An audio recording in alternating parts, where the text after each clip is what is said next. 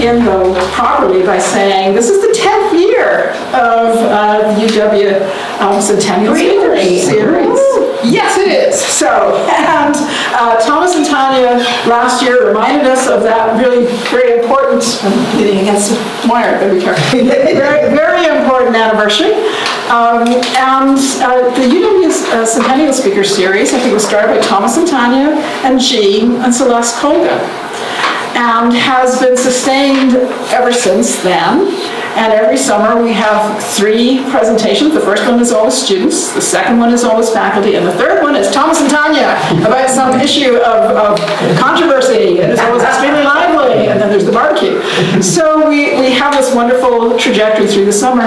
But another beautiful piece of this is, of course, that the town of Centennial, through this series, supports a number of students every year in their research abroad.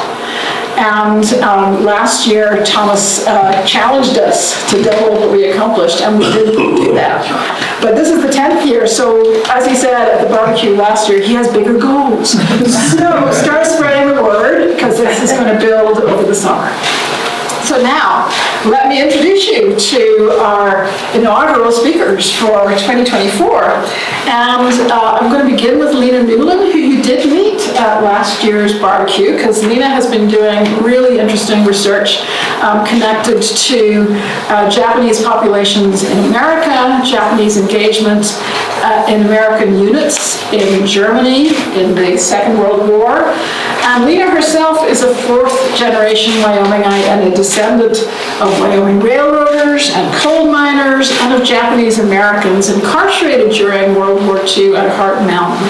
So this is a very personal but also really important academic study. She has an MFA in creative writing already from UW, a master's in public health, right, from Oregon State. Her writing has appeared in the New York Times, in Solstice Literary Magazine, in High Desert Journal, and in other places. And she was a semi-finalist for a Fulbright Creative Writing Research Grant. And by the way, I have colleagues who work with Lena on that project, and it's a wonderful project. Fulbright is highly competitive, so you apply once and then you apply again. Her work has been nominated for a Pushcart Prize, and she was a finalist for a Porch Prize, and those are all substantial accolades for a creative writer. I'm also delighted to say that she's going to be pursuing the new PhD in Public Humanities in the English department. So Lena's going to speak first, but I'm going to introduce everybody together. Second is going to be Luke Wilde, who you also, I think, met at one of the barbecues like last year. And Luke is now in his 3rd year of his PhD work with the Wyoming Cooperative Fish and Wildlife Research Unit. He's a contributing scientist with the Wyoming Migration Initiative, and I think you've all seen work on that reaching as far as the New York Times and other really important venues.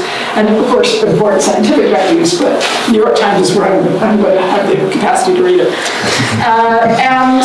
He's from Montana, and he's been pursuing his interest in population regulation and animal migration since then. A bachelor's degree from Gonzaga, where he did international research in Costa Rica about bat populations, and a 3-month course in Ecuador. And since graduating, then he's worked as a research technician in Colorado, University of Montana, a science educator at Yellowstone. So you can see he not only travels internationally, he travels nationally in Wyoming. His master's from Wyoming is, from South Carolina, 2021, looking at shorebird breeding behavior. And his dissertation at UW focuses on the processes sustaining migrations in the West and abroad, and how those interact with management of land use.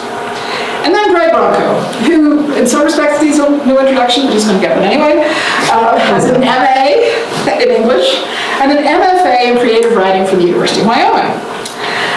His research concentrates on time and absence and space and Irish media, cultural studies. He is also an audio producer, a photographer, an editor, a stager of a etc.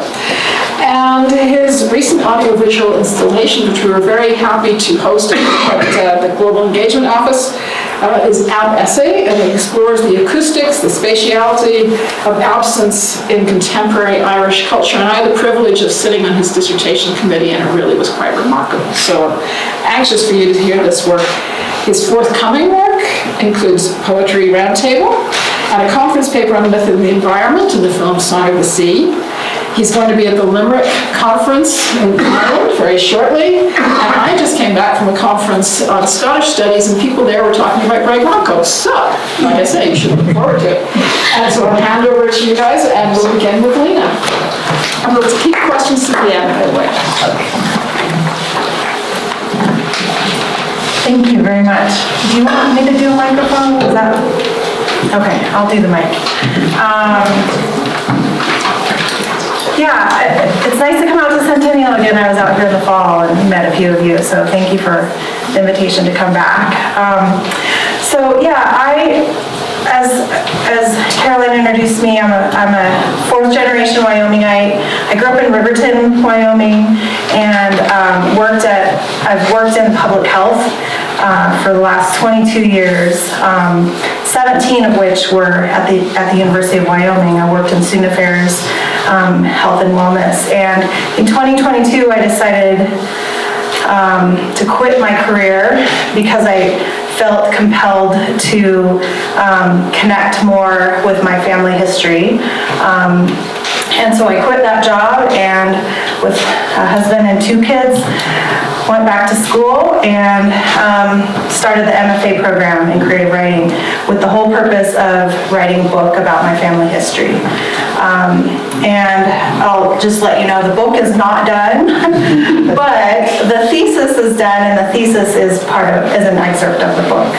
And part of this, my thesis and part of my book is really about retracing, going back and trying to connect with my ancestors and understand our family history in Wyoming, from immigration and assimilation and incarceration, military service, up until now, where we've just come out of, I guess we're probably technically still in pandemic.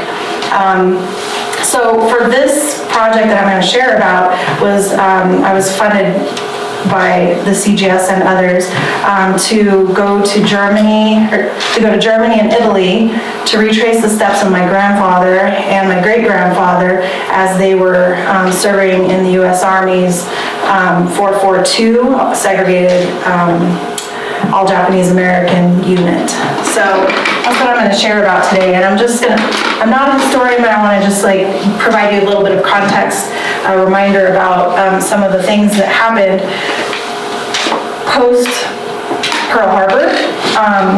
So January 5th, 1942, this is right after Pearl Harbor had been bombed, all Japanese Americans were reclassified as 4C, which means they were considered as enemy aliens. So that means even if they were born in the U.S., U.S. citizens, they were reclassified as enemy aliens, not eligible for military service, not eligible for the draft. 1942, February 19th, was when President Roosevelt signed Executive Order 9066, which declared military zones in the western coast of the United States, and ultimately allowed for the forced removal of Japanese Americans and their incarceration in 10 camps across the United States. A year later from there, in January and February 1943, the United States ended up restoring the status of Japanese Americans, so they were eligible for military service and were eligible for the draft.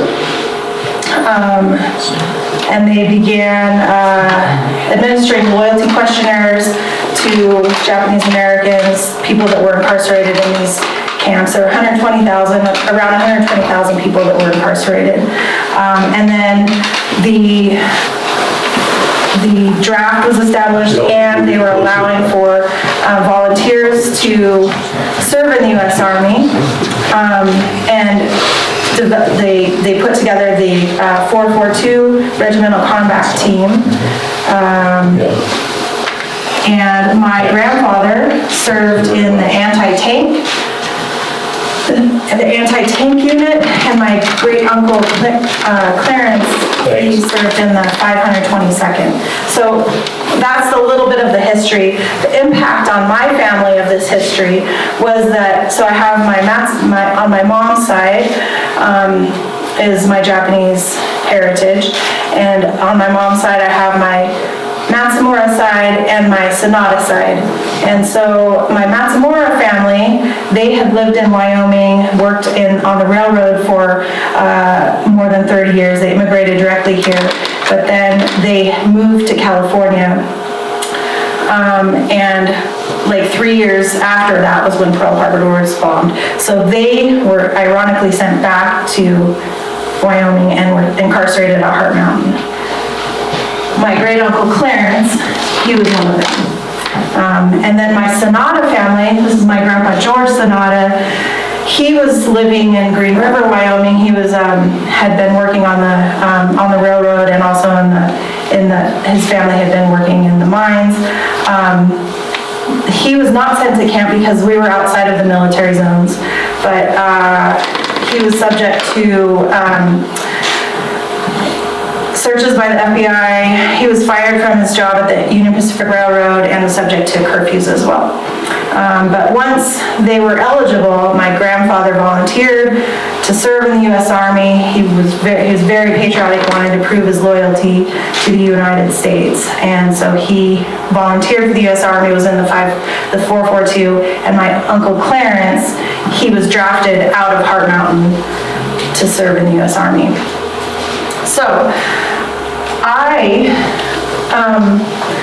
really had heard stories growing up about my family and knew a little bit about what had happened, but I didn't know a lot. And so this has been a big part of my process of trying to investigate, trying to understand what happened to not just my family, but other families, other Japanese Americans in this country. And I learned that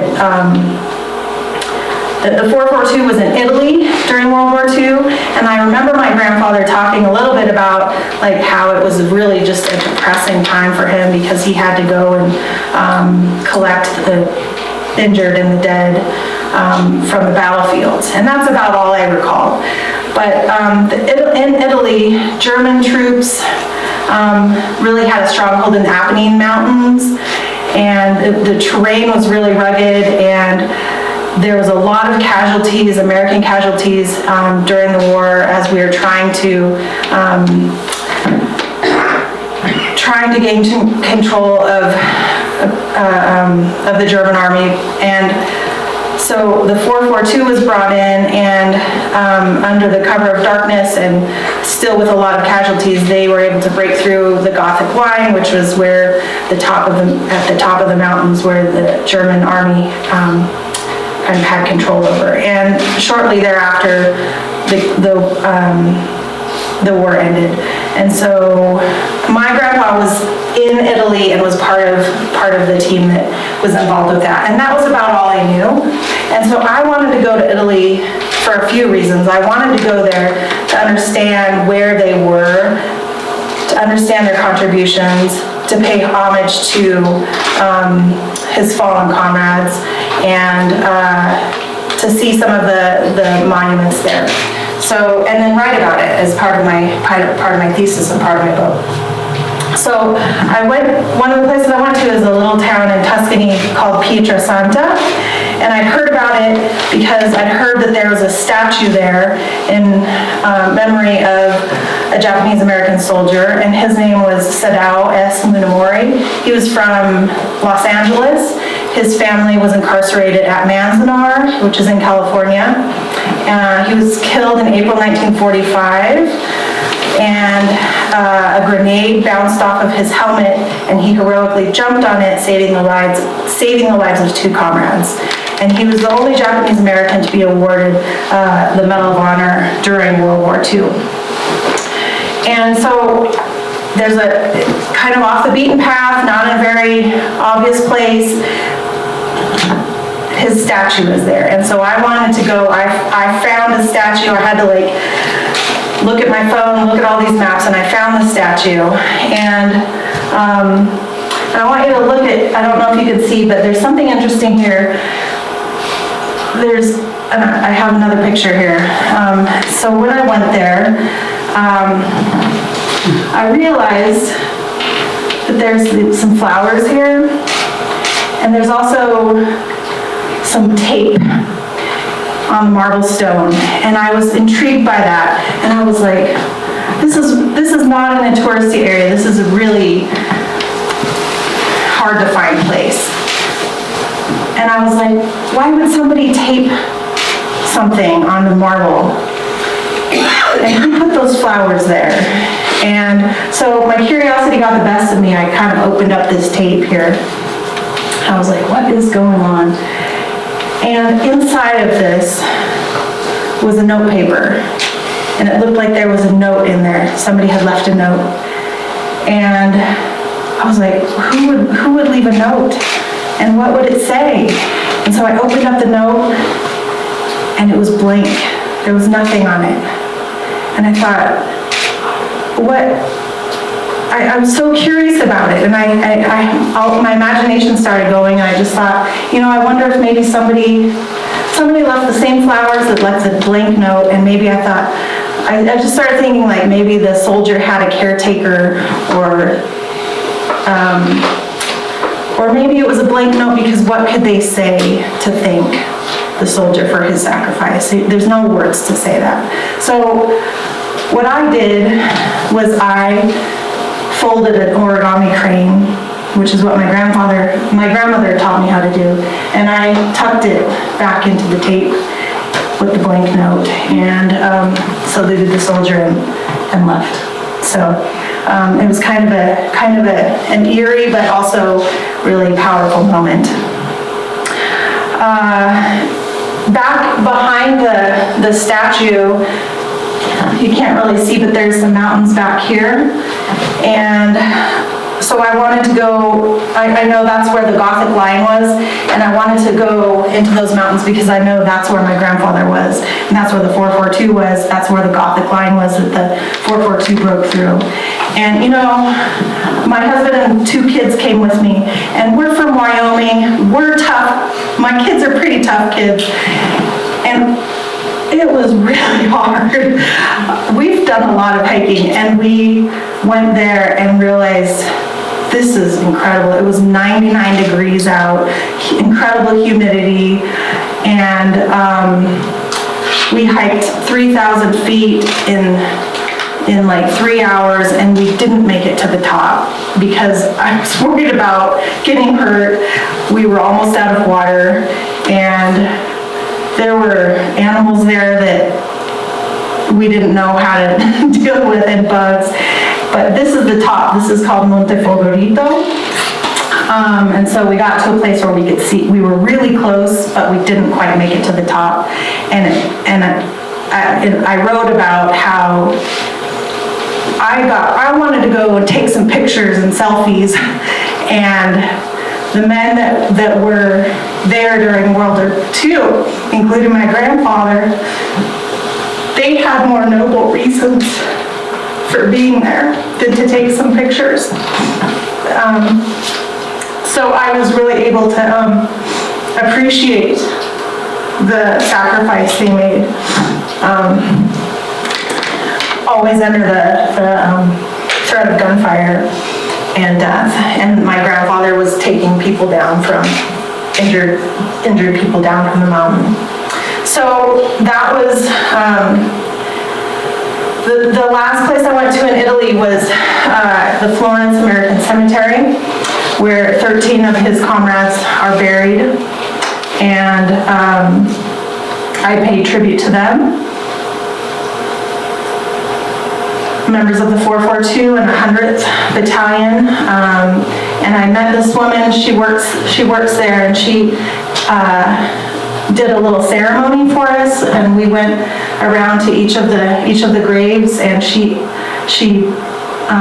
rubbed sand from Anzio, Italy, which was where there was a battle, so that it was black sand, and so the names popped out. And I left an American flag and a origami crane there too. They were the most highly decorated unit of the U.S. Army, were they? Yeah, their size, they're the most highly decorated unit of the U.S. Army. So that was Italy. This is my grandfather, George Zanata. These are some accolades he received. I also wanted to go to Germany because my great uncle served more in Germany. The 522nd Field Artillery Battalion was part of the 442, and they served in France and Germany. I didn't get to go to France, but I went to Germany, and they're most famous for having liberated a subcamp of Dachau. They came upon a Nazi death march coming out of Dachau and liberated thousands of prisoners on their way out of there. My uncle Clarence Matsumura was part of this unit. And so I wanted to go to Dachau to see what a Nazi concentration camp was. And I also wanted to go to see where the death march happened, where they were liberated. So I reached out to these are the archivists, some archivists at Dachau, and I spent some time in their archive. And they brought out these boxes and they said, sorry, we don't have that much information in English, but here's what we do have about the 522nd, about the liberation of Dachau, of the Dachau subcamp. And the most amazing thing happened in there was that I found a letter that my great uncle had written detailing his entire experience of having come across the prisoners coming out of Dachau. And the other most amazing experiences was that at this time I also got to speak on the phone with one of those prisoners that had been liberated. He's 95 years old, and I talked to him on the phone. So that was at Dachau. Then afterwards I went to find where the death march happened, and this is a memorial at the end of where the death march happened, and outside, like a mile outside of a town called Waldkirchen. And it says, inscribed on it says, here in the last days of the war on May 2nd, 1945, the path of suffering ended for thousands of people from the Dachau concentration camp. Many died before the liberation. So I met this, I got to talk on the phone with this 95-year-old survivor, and had the opportunity, thanks in part to the American Heritage Center funding, to return to Germany at the end of, in September, because he was going to be in Dachau. He now travels throughout Germany to talk about the concentration camps and his story and his survival. And so I got to meet him. His name is Abba Naor. He's 95 years old, and he remembered my uncle. He remembered being liberated. He told me his story about the liberation, and it was really incredible. We ended up having lunch at the restaurant where he originally was served his first meal as a liberated man. And this is the current restaurant owner who didn't know anything about all of this and was fascinated. So and this is, okay, this is my Uncle Clarence. He was connected with one of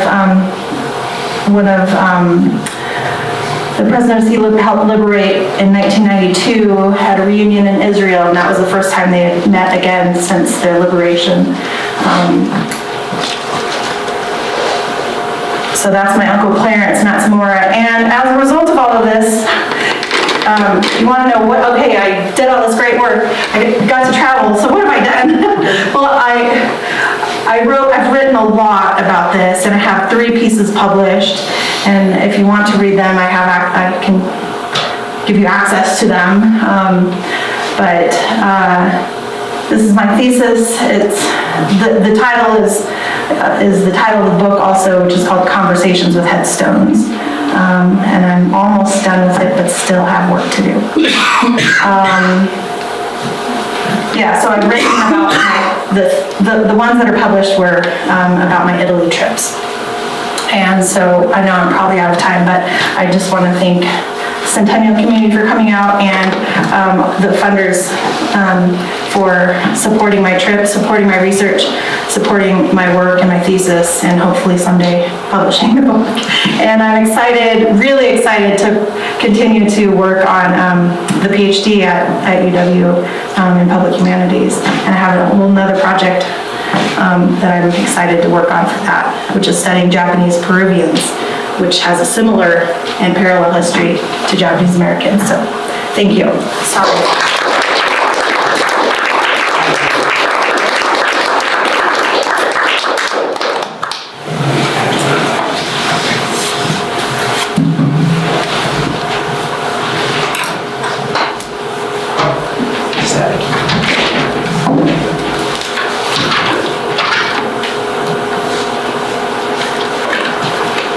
And it is my understanding we just keep it rolling. I think so. Do you want to go to the slideshow? Yeah. Presentation part?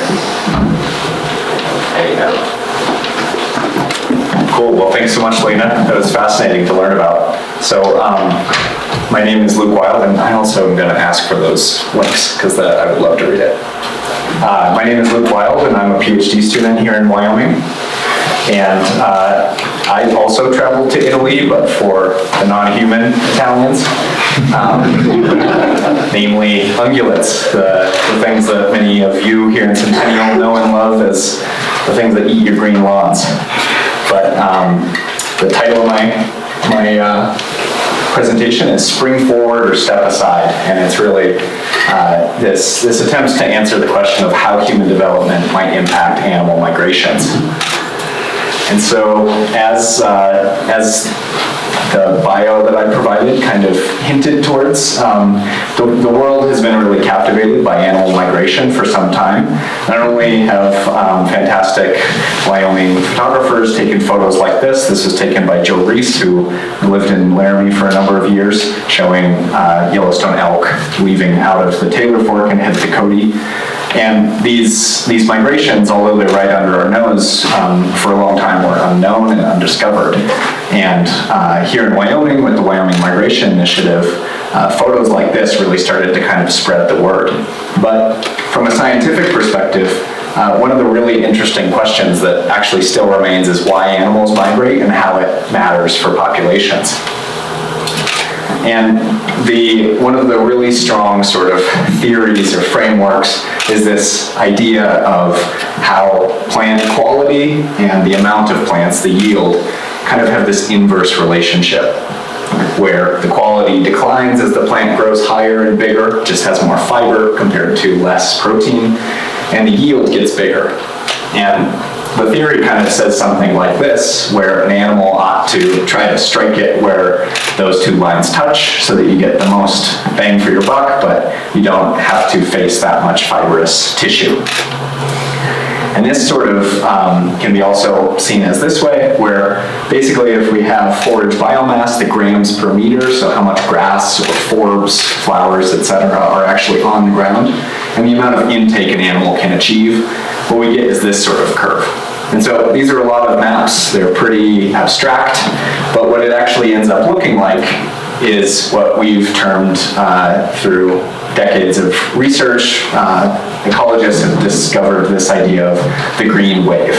And so here I'm showing the global green wave that occurs, in this case in 1997, where essentially, in the winter and autumn months, the brown is then quickly replaced by the green that we see. And here, thanks to some work by Dr. Ellen Akins, who now works with the School of Computing at UW, we have a rather fun name for this. It's called green wave surfing. And I'll talk about why we thought well, this is a lot before my time, why the folks who built this framework thought that talking about it as a wave was a helpful metaphor, and also discussing how animals might surf. But I like this. I do a lot of computer modeling and things, so I like AI.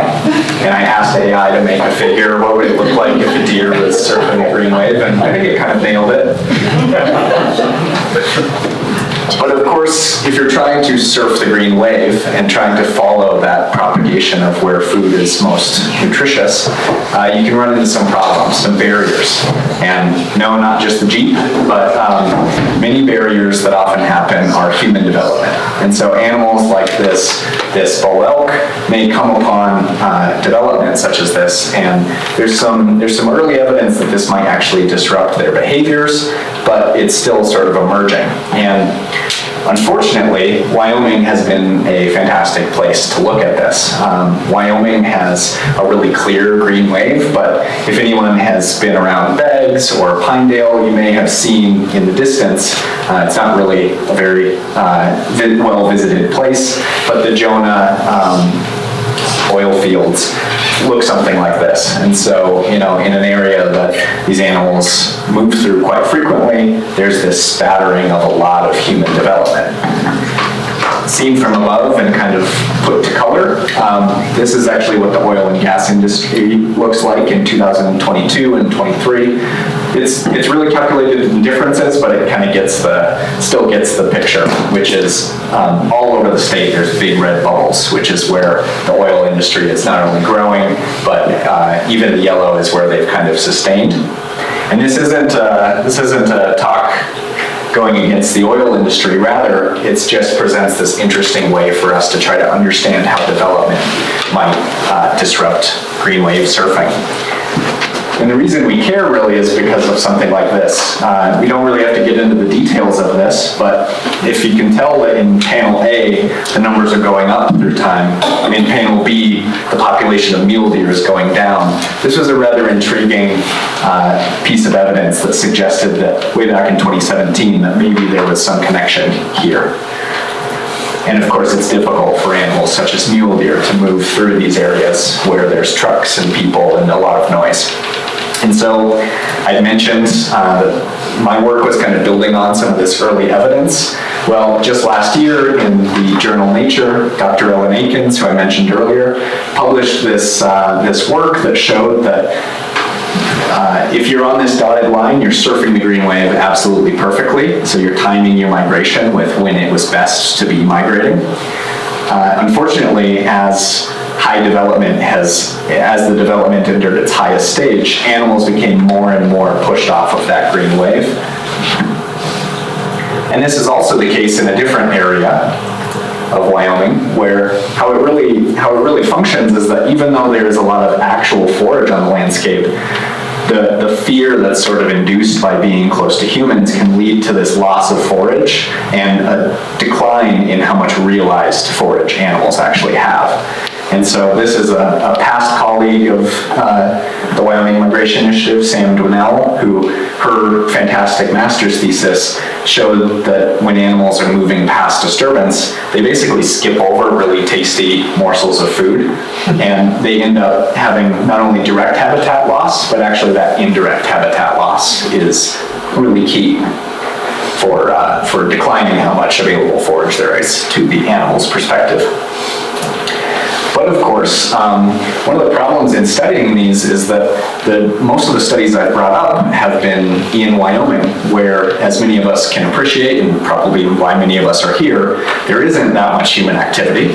There's a lot of wide open spaces, and that can sometimes make it hard to generalize your findings when the rest of the US, in part, looks something like this. There's a lot of cities, a lot of roads, a lot of lights that I sort of like the night photos because I think they really make the human population's centers really pop. But if we go over to our neighbor across the pond, we see that pattern of where animals, I've kind of highlighted where ungulates are inhabiting either continent. in blue, and then underneath we see like the distribution of where the humans are. And we can see that there's really a lot of overlap going on in Europe. And so this got us thinking that maybe it would be time to try to expand some of this research to look at both European populations and North American populations. And lucky for us, there is one species, one genus rather, that inhabits both. We call them elk and they call them red deer. And so you can really study one kind of creature on both continents. And so in 2023, last July and June, with help from the Harris Foundation, I was able to travel to what is kind of colloquially called the Euro Deer Conference. And this was held in Zernez, Switzerland, where at the headquarters of the only national park in Switzerland, just this beautiful place that is itself a story of conservation and redemption. Back in the 1940s, it was emptied of all trees, essentially, and made into farmland. And now you wouldn't be able to tell. There's practically old growth, and the Swiss people have really championed conservation in their region. And as this photo kind of serendipitously shows, I was asking for data. So up there in the screen it says data needs. And the entire purpose of this network is to put everybody who is studying a species on the same line so that they're able to collaborate and share pieces of data. And so these are study areas all throughout Europe that are studying red deer. And we can see just all of those yellow dots are actually some of the groups that contributed data to the work that I've been working on with colleagues in Italy. And so it's pretty good coverage is one thing to notice, but what's also neat is that this comes with close to 2.5 million data points and a vast number of individuals, which really helps anybody who uses this data to answer very interesting questions. And so I'll kind of skip through this really fast, but essentially what we did is B is kind of the more important part. We wanted to see where animals were traveling and compare that to where they could have traveled. And this is kind of a common method that ecologists use, where you say what was used versus what was available. And we wanted to also look at some factors of green wave surfing. And so finally getting to why we call it a wave. Probably intuitive to a lot of folks that a wave moves through time. So you think of a wave kind of propagating across space in an orderly fashion.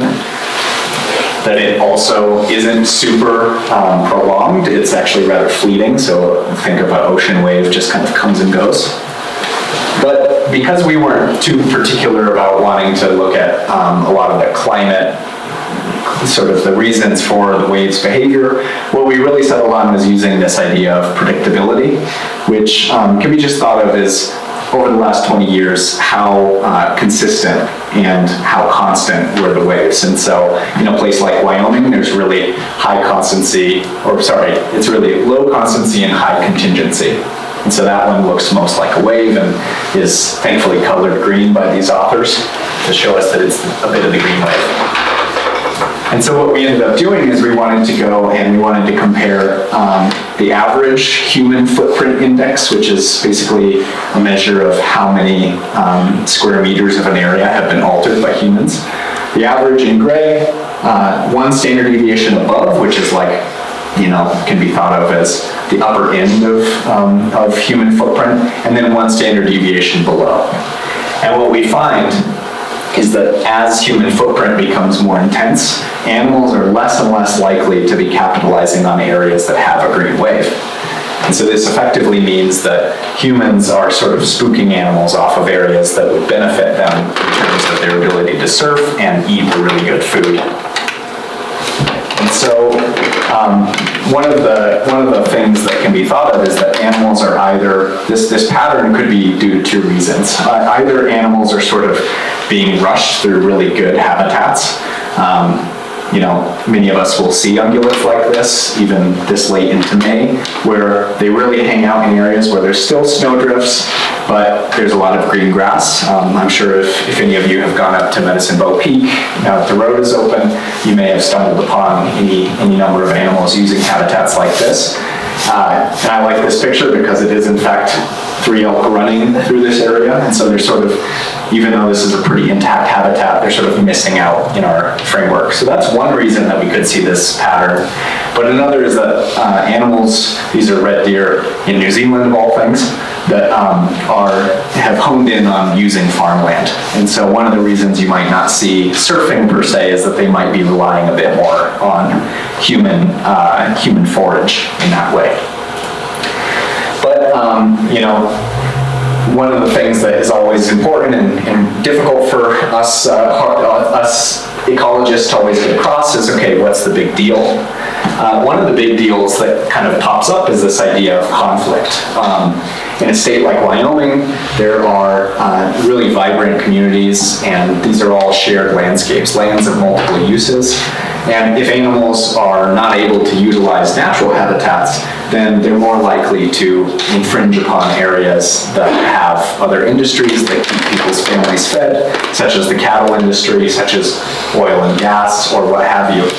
And also, it's an area where, Wyoming and abroad are areas where, there's a real importance for these animals culturally, and they also provide a lot of subsistence for different communities. And that's kind of where resources, animals are not only a resource to us, they're a resource to many different species, such as their predators, scavengers that we appreciate. Bald eagles eat a lot of carrion in that respect. But also, animals are able to use resources in a natural fashion such that we don't have to manage these populations as heavily if they're able to do things like surf the Green Wave. And one of the things that I think really hammers it home is an unfortunate experience that I think a lot of us can remember. At the end of, say, February and March of 2023, we were all confronted with some of these type of headlines of Game and Fish finding 2/3 of the Wyoming range mule deer had been killed the previous winter, or that there are massive ungulate die-offs all throughout the Rockies. And unfortunately, being tasked with monitoring some of these populations, I myself and many colleagues, we would come across images such as this many times. I think this is a rather striking image because you may notice, obviously, the road and the fence there, but the fact that these animals sort of end up piling up in these areas may not be just by coincidence. But interestingly, the backbone of my dissertation research focuses on the Red Desert to Hoback migration, which is the longest migration in the lower 48. And it's with mule deer, and they leave the area around Rock Springs and head all the way up into the Hoback Basin below Jackson. We've been monitoring the survival throughout a number of years, back since 2014. And this is kind of what that picture looks like. And I'm pointing out that in 2023, they were just barely below that long-term average compared to how a lot of the areas of the state were having 2/3 losses. And so, 2/3 would be well below where I've cut off the y-axis. And so this herd seemed to do okay. And one of the interesting things that kind of emerges looking into this work is that this was actually the year where they were the fattest on record. And we measured fat as a way to basically, it's like an animal's bank account. It's how they can fund their survival through the winter. And so the mean ingested free body fat is kind of a large mouthful of a way to say how much capital do they have to expend throughout the winter. And you can see this trend that even though there is this, here's the growing season peaks, and then they spend all that fat through the winter, and then they regain it on migration in summer range, and then they spend it, and it kind of does that. What was important is that right before that bad winter, they were the fattest on record. And so this really, to me, kind of paints this picture of why understanding how animals utilize landscapes and the ways that that can actually break down really hammers home this idea that animals need to be able to move. to be able to survive, utilize the landscapes, and provide the ecosystem services that they do. So this work involves many groups that I won't go through today, but for the purposes of today, I'd really like to thank the Center for Global Studies, and especially the Scott and Martha Harris, who did their PhDs, I think in Wisconsin. I did a little bit of looking into their work, and they really prioritized some international research opportunities, and now provide this generous source of funding for students like myself to build international relationships. But I wasn't just there to collect data. I also became part of a lab for a short time. For about 2 months, lived in Trentino, which is the kind of upper, northeast corner of Italy. I called it the fur on the boot, because it gets really mountainous up there. And I was able to stay with the Catenacci lab, who generously provided a lot of really fun experiences. I loved how the Italians, this is our dinner in Italy time, is happening at 11:30 at night. So a lot of espresso. But I also was able to get out into the field many times. I, on a whim, packed my climbing shoes and my harness, and just so happened to be there at the time that one of the lab alumni was hanging around, and was able to get out and climb many areas of Italy, but also was able to join on some field work doing grass measurements in Stelvio National Park of Italy, and again enjoying plenty of espresso and croissants. And through my travels there, was able to see some really fantastic pieces of art, see the canals of Venice before they started charging entry fees, and the Leaning Tower and such. And so it was a really fantastic experience. So yeah, I'm especially grateful to CGS and the Harris family for all that they provided for this. But I'll skip over this slide. That's a red desert mule deer, so that's, I think the beauty of that picture can show why many of us care about these animals, but that's just about it.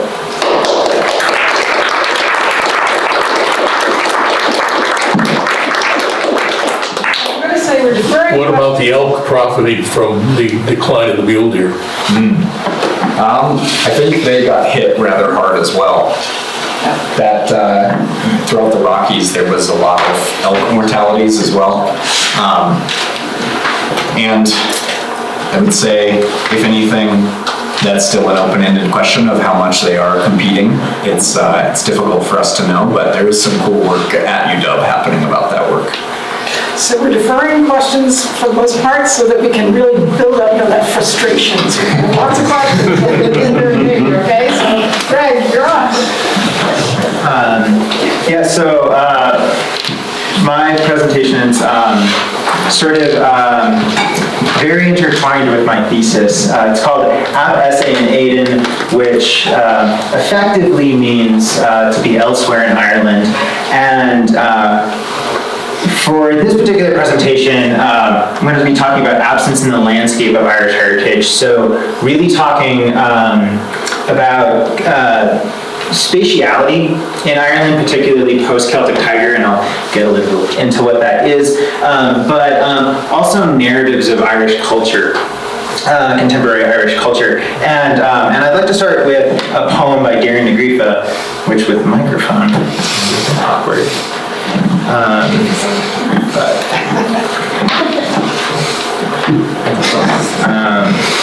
So it's called An Experiment to Engineer an Inheritance of Fear.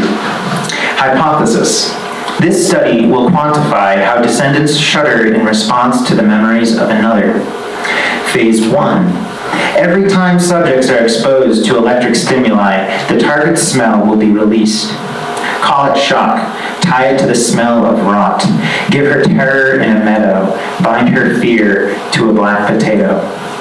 Phase 2. Shielded from fear and hunger, subsequent generations will appear well-adjusted. Phase 3. When exposed to the ancestral scent, great-grandchildren will show signs of distress. What might she conclude from this? Old scars sing, even in absence.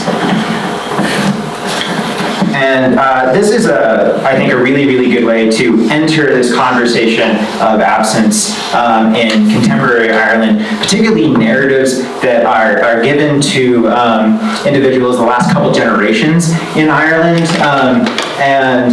This was the whole project of my thesis. Traveling to Ireland last summer is what led me down this road. I had the good fortune of getting money from Global Studies, I had a Cheney Fellowship, and I got English funding as well. And I had two main ideas. One was I needed to figure out what the heck I really wanted to do for my thesis. And I knew I wanted it to be on Ireland. I knew I wanted it to be something around contemporary Irish literature, but I had 15 ideas. I still had 15 ideas, probably more when I came back. But part of it was exploring that, and part of it was gathering a whole host, well over 100 field recordings in various locations throughout really the Republic of Ireland. I did not make it up to Northern Ireland for this trip.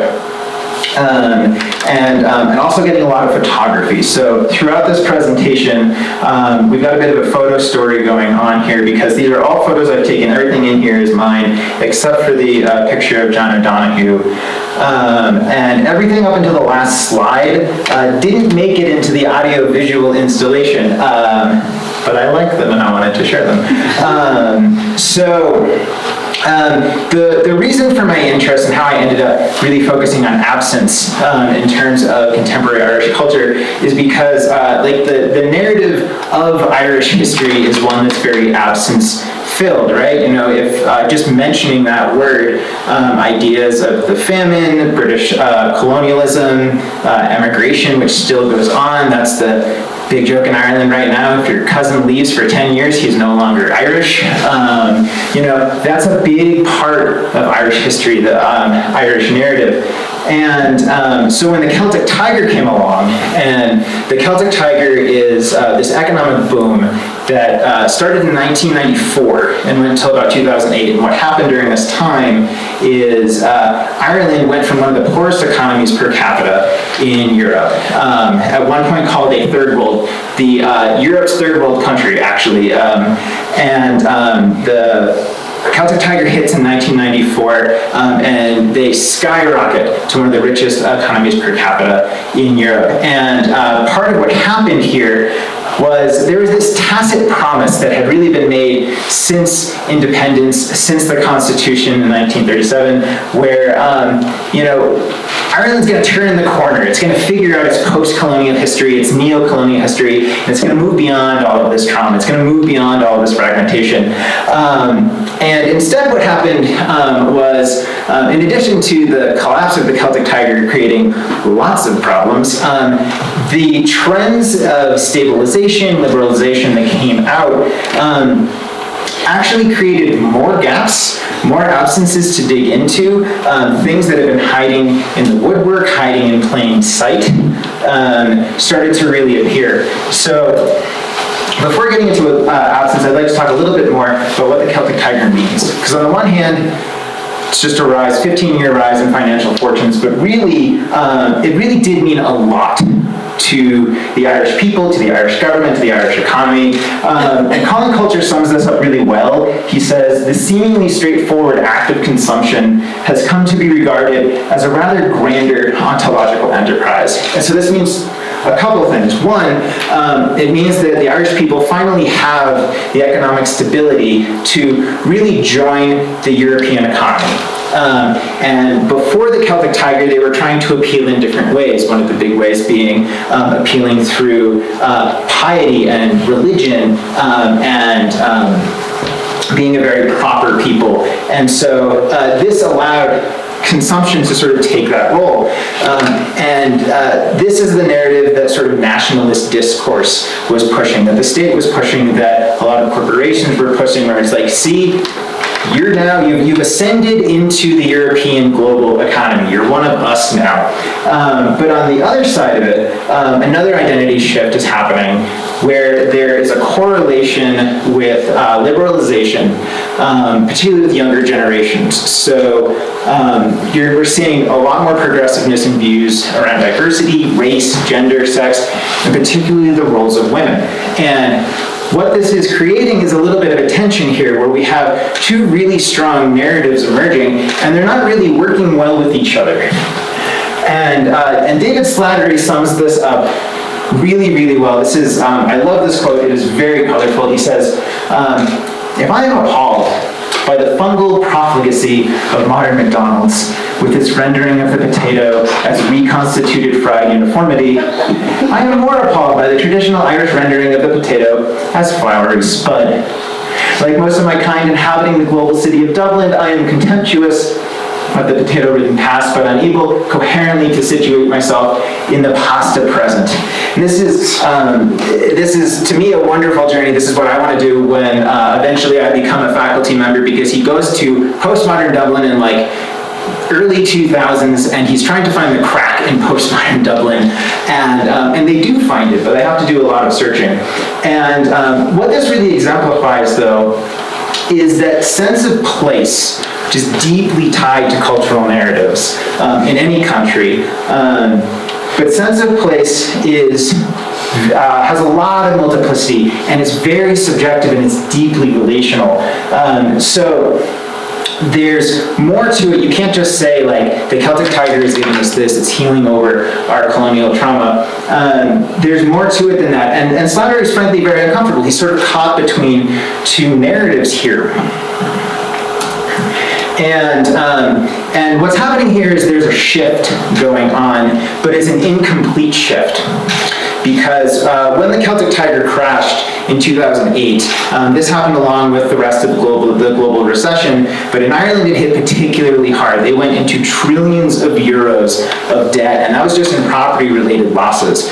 And there was also the revelation that the economy was really foreign corporations making a lot of money with no tax breaks, and some fairly naive banking practices related to real estate, and that the utopia that Ireland was supposed to be was actually creating a lot of wealth disparity. It was creating a lot of gender disparity, in addition to revealing a lot of the absences of the 30s and 40s up through the 90s.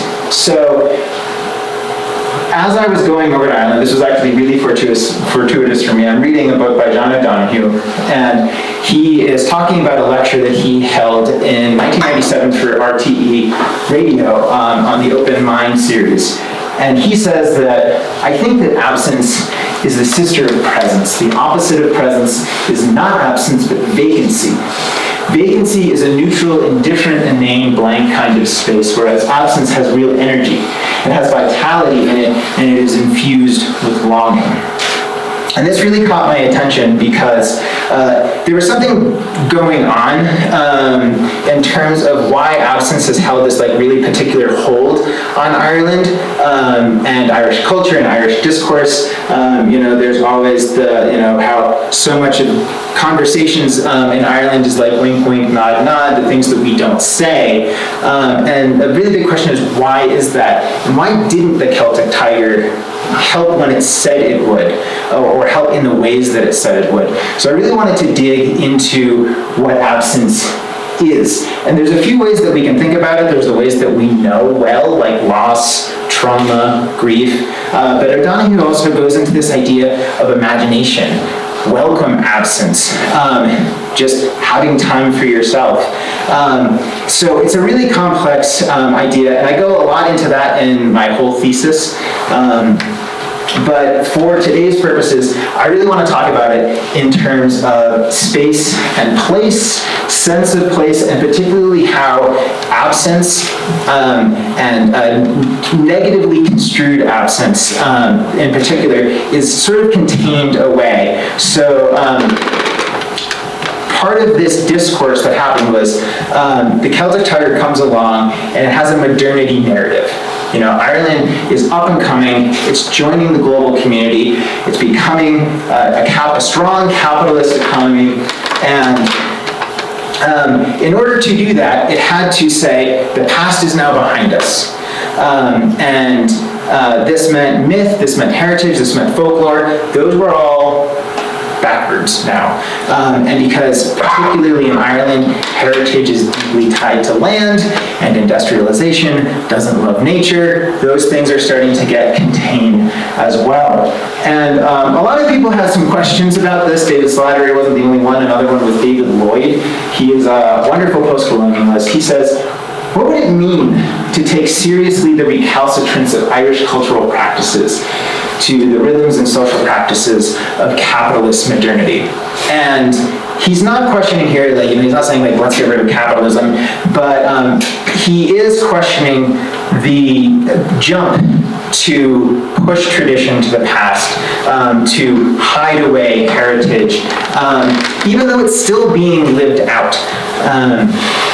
And actually, Luke, your map of the lights at night, you can see on the East Coast, in Dublin, lots of lights. You go to the West Coast, one of the darkest spots in Europe. So that's changing a little bit. Cork and Galway and Limerick are becoming bigger cities. But that's part of the narrative here, is that the West is the past. They're twee, they're quaint, that's where we send the tourists. So there's the natural environmental containment that happens with a lot of capitalist countries where, the human being is now set apart from nature. And that's one form of containment. But there's also this relegation of the past itself and heritage and myth to the container of the past age.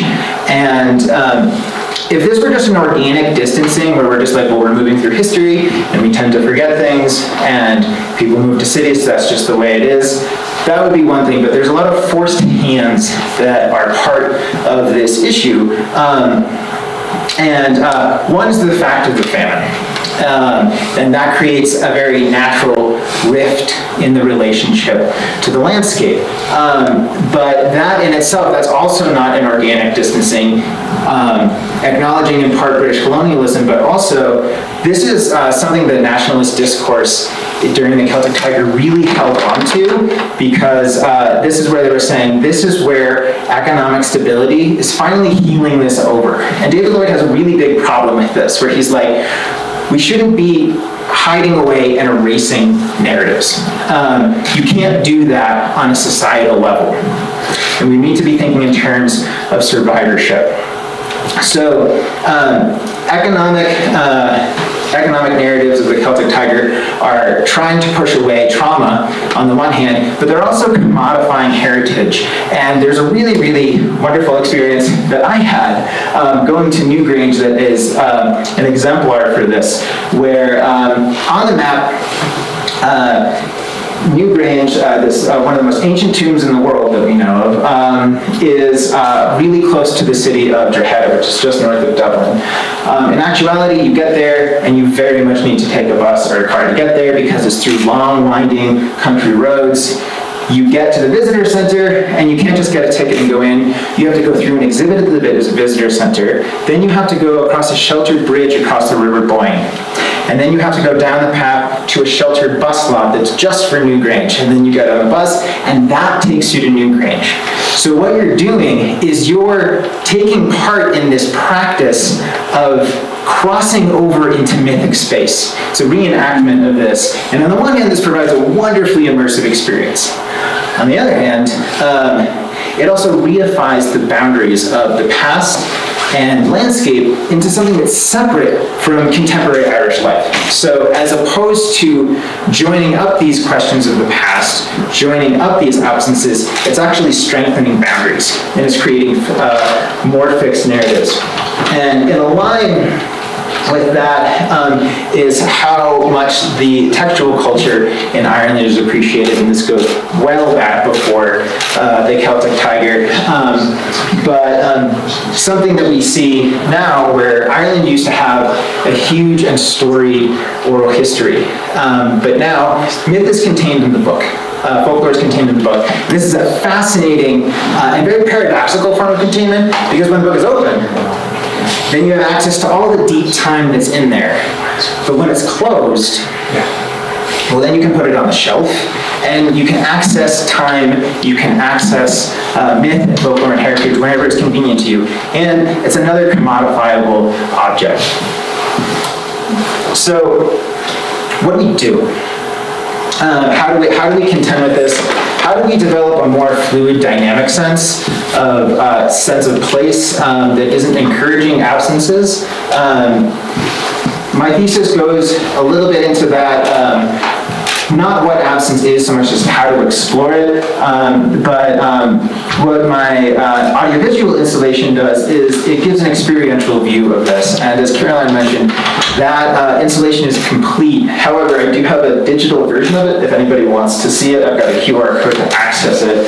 But what my installation is really aiming to do is bring a lived sense of experience to really strong cultural narratives of particular aspects of Irish culture, contemporary Irish culture, and bring those into question. So all of these images, including the background image, these were all part of the installation, and they focused on, some of these focused on very specific narratives. We have tourist heritage, we have nature, we have religion, we have the mythic West, this is Inishmore, and in the background of it all, this image is actually, it's a 16-minute video composite that includes sound from just day-to-day life. And so the aim of this installation is to move a little bit past the rationalizing drive of capitalism and Irish modernity and get back to a sense of emotional, subjective acceptance of absence being just a part of life. And so some of these pieces use imagery and audio to confirm narratives of culture that anybody in this room would come to expect. If you, this image isn't up here, but I have a pub session exhibit as part of the installation, and some of that really confirms it. You've got fiddles, you've got spoons, you've also got Johnny Cash. So there's confirmation of narratives, but there's also disruption. And behind it all is the day-to-day life that is going on throughout. Everybody just living in Ireland. So that's a small slice of what I'm working on. I am going to be publishing some of my work from my thesis. Hopefully by the end of the summer things will be working there, and then I'll be continuing to work on it. So by way of an ending, I do want to end with Dear Negrifa again, because she is sort of the literary queen of the quotidian and embodiment. So this is a fragment torn from the Book of Showers. So throw open the drapes and praise the rain, how swiftly it slips us through the double words it gives us. Open your mouth, pronounce the fall in asphalt, the is in drizzle, the ah in squall. So thank you again to Global Studies, Education Abroad, and the English Department for giving me this opportunity.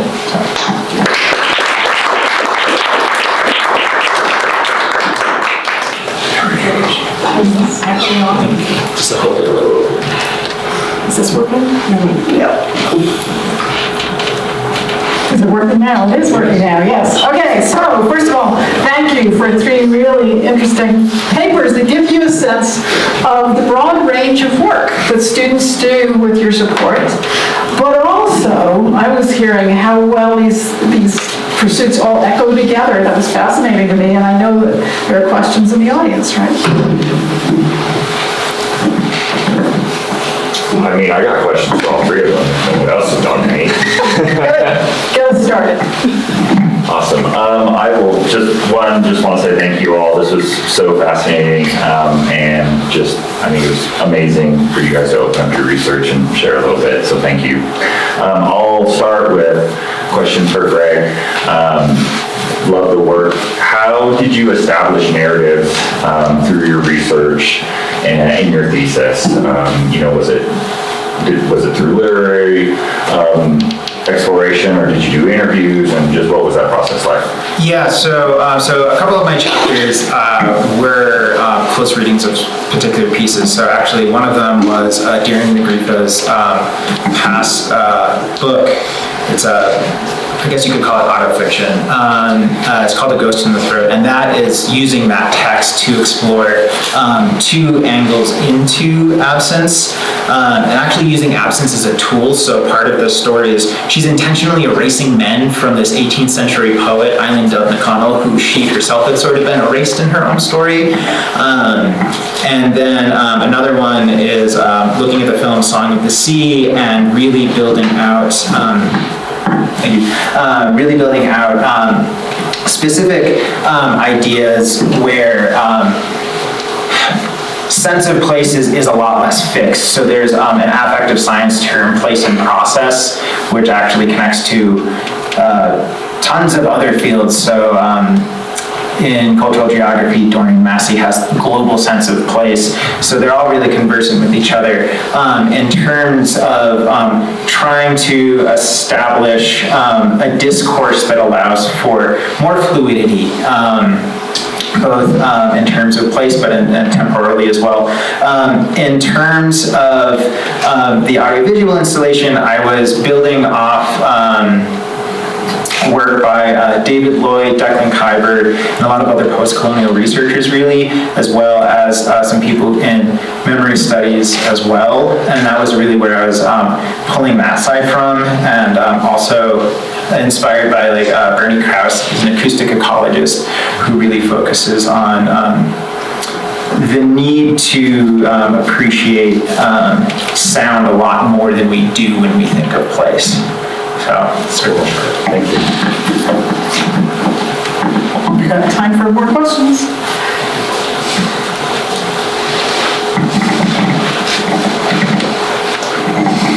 So I want to ask Luke a question. You hinted, you were clearly cherry picking a lot of research and a lot of work over by yourself and by others, and et cetera. So I want to focus in on something I think you were concluding, but you didn't say it in so many words. What I got, there's a picture here. One picture is that ungulate migration is the natural way of doing things, at least in Wyoming, which is where our research is going on. And when you do the international comparison, you do the comparison with more built-up areas, those are preventing the movement. They're also preventing, so they only get their resources, their food, their protein from a single area or from a very limited set of areas. They don't get to follow the green wave. So the strength of the Hoback migration is that the animals who are following the migration, riding the green wave, are actually the healthiest, the strongest, they're getting the most protein. They were able to, shall we say, survive the difficult winter, whereas the ones that had their migrations limited, we really saw that they were not as healthy, they did not have the resources, the health resources to fight that. Is that a correct interpretation of what you were arguing there? Yeah, and you're right to point out that it was a little bit indirect. So exactly right. I mean, there are a couple ways. Basically, I think the message to take home is ungulates, mule deer, elk, pronghorn, they make all of their fat for the year in the summer and spring. And really it is like your bank account. Imagine like being a seasonal worker and you work at your ski resort in the winter and then spend it all in the summer. They do the reverse. And so while it hasn't been totally nailed down, the degree to which surfing the green wave is tied to fat gain, there's clearly a strong signal for many different populations. And you point out something that does deserve some attention, which is The red desert to Hoback migration by mule deer is 150 miles. Many of the migrations that really exist, both in North America but predominantly in Europe, are 10 miles, 6 miles long. They're mostly altitudinal. And so part of the reason for looking at just predictability which was our kind of coarse measure of how the green wave was, is it's a way to understand how an animal on that landscape ought to be able to go, oh, you know what, that space is better. And so therefore they're able to make like optimal choices. But let's see, I had one other thought. Yeah, so I hope that answers to a great degree this idea that, yeah, we were pointing at this idea that part of the benefit of migration is not only connecting seasonal ranges that are important, but also securing some of this fat that from this case study in Wyoming we can see can be really important in instances where the population gets hit by some extraneous stressor. So it's almost like if you want to keep them resilient, keep them migrating is kind of our argument. I have a question for Lee. So you mentioned that you took your kids, so your family, and I'm just curious, like, we could tell how that experience was for you, right, just from certain moments throughout your presentation, but how were your conversations with your kids around heritage and connecting storyline with heritage, and how did that influence the way that you were writing in your work? Yeah, I mean, the whole time when we were on that big hike, I was talking to my kids about, like, why we're here and what my grandfather and his comrades did, and they were complaining about, I'm hot, I'm thirsty. I'm like, well, think about how it would be if you were, in boots and a big backpack, and so I think like that helped them understand a little bit just about the sacrifices that were made for that now my kids are in a better place, I guess.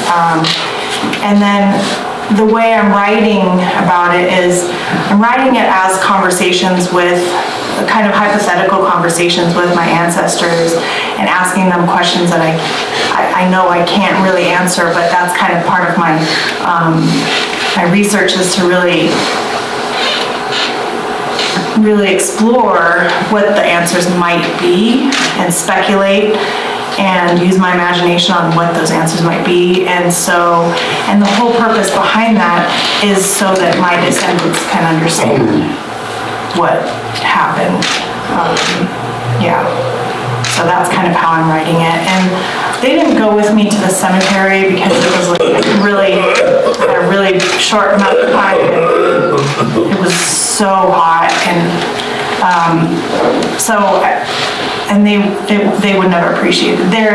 They're 9 and 11, so they didn't go with me to the cemetery, but they really got some real experiential exposure to, like, why were we there and why does this matter. They've gone with me to Heart Mountain, and I write about Heart Mountain. They know what happened. They can use the language about what happened to our family in Wyoming, and I write about all of that in my thesis. Yeah.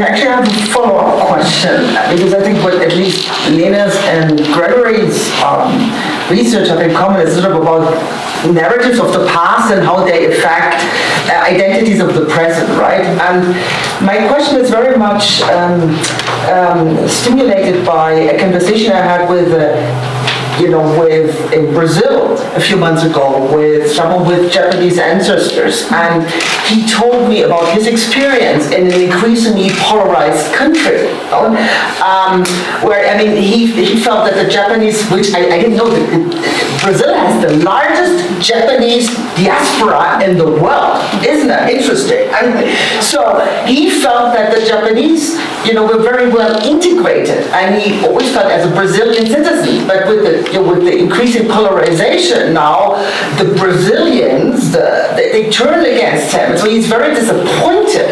And I was just curious to hear how, today Americans with Japanese ancestries who fought in the war, who actually proved that they are good Americans by fighting and dying for their country, right? How the whole climate that we currently have also in this country affects their identities in light of these narratives of the past. Mm-hmm. Does it make sense?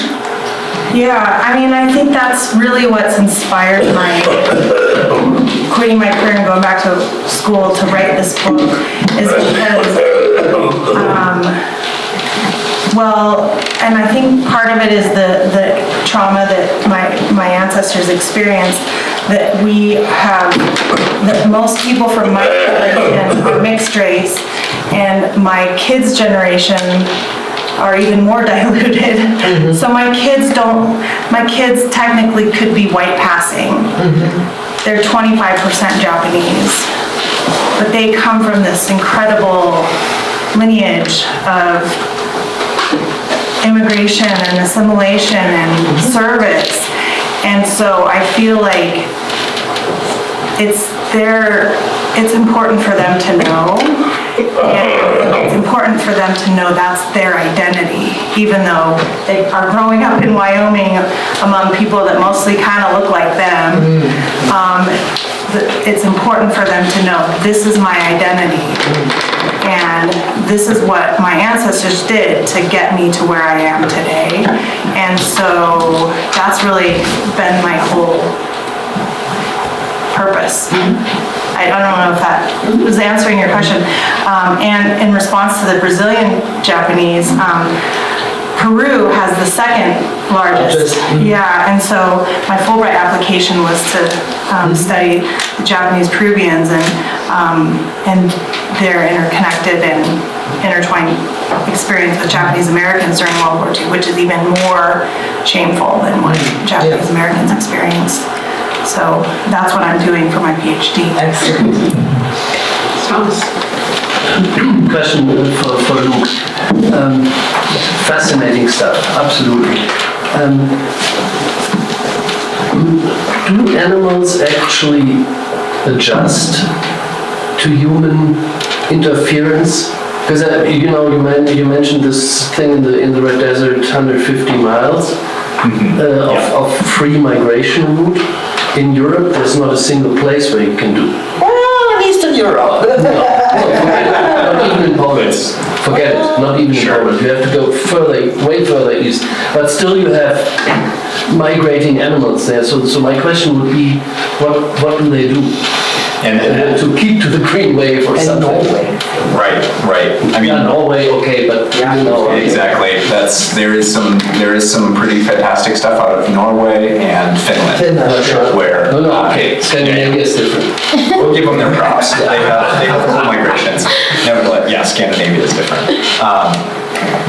So this work is really building on a colleague who did his PhD in Trentino at the University of Trento, and what he was able to find comparing elk in Wyoming predominantly and the red deer, much of these same populations, was the green wave surfing basically had this elbow where above 9% human disturbance, it just stops, and they really stop almost showing migratoriness at all. But what's a really active angle of research here in Wyoming especially is looking at exactly this. One of my colleagues at the university, this former master's student of my advisor, Ben Robb, he's currently looking at basically if you had a gap between buildings, what's the smallest gap that an animal would actually use? Because it's not so much that they're not, like you say, they're almost being pushed. So I really liked, a friend of mine actually suggested that title, the spring forward or step aside. That's really what's going on, is they're stepping aside. And so they might be using habitats that have either less clear cues where I'm not able to really tell what's optimal, or they're using habitats that just simply don't have the forage quality that they would need. But they're still making it through in large part. Animals are incredibly resilient. I mean, this is the reason that any of us have been driving around and found animals tangled up in a fence. They're trying to get through, and they will continue to try to get through. And elk and red deer are quite good at getting through. And so this idea of just how small of a gap do they need is an intriguing one that's really active research. And Ben's work, it's going to be answering that. Some of my work with mule deer, most of what I do is mule deer. But no mule deer exist in Europe, so it was a good moment to work on something different. And with mule deer, we do see a lot of, they don't even change their space use, they don't go around stuff, they run through it, and that leads to that effective loss of habitat.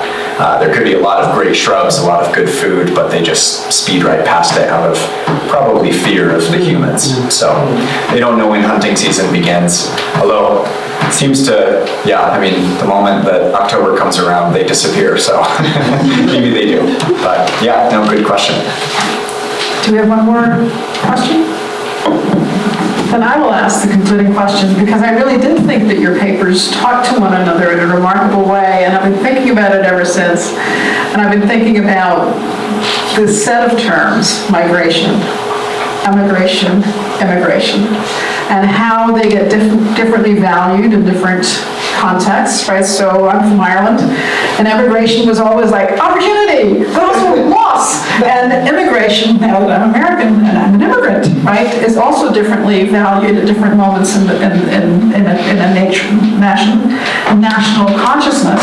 Sometimes as a high value, and other times as something to oppose. And all that human immigration impacts animal migration.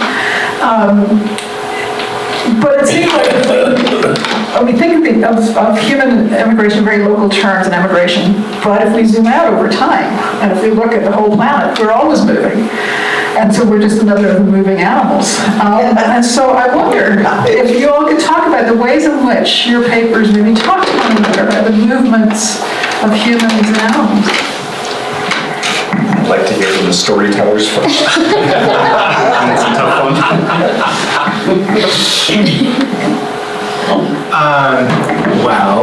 I have no idea how to include ungulates in this one.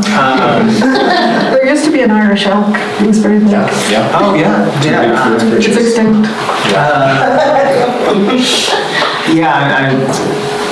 So on the ungulates, I had part of the big question is there's a new and very fierce move towards eco-criticism in Ireland right now, and it's fascinating the work that's being done because particularly for a place that focuses so much on tourism around the landscape, a lot of that landscape is disappearing, and animals in particular. I'm somewhat involved with a rescue network there for Seal Rescue Ireland, and part of their work is actually reforesting as well, because that actually does affect common seals and arbor seals over there. And so there is a really interesting animal dynamic that is somewhat tied to it, and I am really stretching that one there. But there is an interesting overlap on the eco-criticism side. In terms of the emigration and immigration, I had a lot of very strange experiences over in Ireland last summer. But one of them was, one of the places I was staying was in Galway, and the lady that was hosting me, she offered to drive me down to Cool Park, where Lady Gregory was, her estate used to be. And as we're going down, she's talking about her friends that she has in Somerville, Massachusetts. And I'm from the Boston area, and my uncle Billy is living in Somerville, Massachusetts. And so my host, one of her best friends lives in Somerville and owns this Irish pub in Davis Square. and he's on the immigration side. And my side of the family, particularly my mom's side of the family, my uncle's side of the family, hardcore Irish immigrants, Boston Irish immigrants. And my Uncle Billy, he goes back to Cork every summer for 3 months. He's well known in the community for catching gigantic salmon. And so we had this like meeting of emigration and immigration because, lo and behold, Billy is best friends with my host's, with my host best friend in Somerville. And so this was this really interesting meeting point of that. And this is where I think it's very conversant, and there's a lot of wonderful conversations that have to do with like the Irish diaspora, emigration, people leaving, people coming back, and it's a really fascinating just aspect of life in Ireland and abroad. Yeah, I would say that the whole idea of the surfing the green wave is exactly what immigration is. I mean, my ancestors, all of us that had ancestors that immigrated here to this country didn't, you know, they came for economic purposes. They came to help survive, feed their families, and survive the economic challenges. And so, you know, if the food was good where they came from, they wouldn't have left. You don't leave your home necessarily unless you have a reason to leave. And so I feel like that's kind of what ties us all together, is that whether they're ungulates or humans, people move to help for survival purposes. And that's what I'm seeing as the through line here. I know that's what my ancestors did from Japan. Yeah, no, that's quite true, especially of, you know, all of us in the room are mammals. And just like the mammals with hooves, yeah, we feed our families on the rich times. I was thinking a lot, I noticed in some of your pictures, Greg, that, you know, there was like a great blue heron behind a guardrail and kind of what looked like a bit of a industrial river. Am I right in like oil spilling into the river kind of thing? The thing that I think that I really enjoyed about hearing from the two of you and thinking about how my work fits into the narrative in some respect is something that I think should be shouted from the landscape, or from the mountaintops in Wyoming at least, is that Wyoming is a real leader in how to use space consciously, or how to, well, I had it better planned out in my mind how I was going to say that. How to have conscious land use, I think I meant, where you basically, you have a really concerted effort to share land. That's kind of a new emerging term in some of the research I'm involved in. That it doesn't mean you have to close off. The great blue herons can still have a place to come and feed moving through Dublin, but it requires a little bit more of a conscientious effort to share that space is kind of an interesting thing. And I think all of our talks really got at this idea of just how bad humans are at sharing space until it's really needed, whether it be the internment camps where fear drove people out of their homes, or the inability to let culture and industrial capitalism share space, and then ungulates being pushed out of their natural habitats and natural patterns by our inability to share space. I think, to me, it's kind of this harbinger of let's get our act together and hopefully share space with different walks of life, but also different, I don't know, cultures, ways of thinking. If we could share space effectively, I think all of our topics would be, I don't know, maybe we would, not have a question mark at the end of our stories, and it would be a little more, an uplifting, well, it is all uplifting. I'm going to stop here. My thinking ended, but, So thanks to our speakers.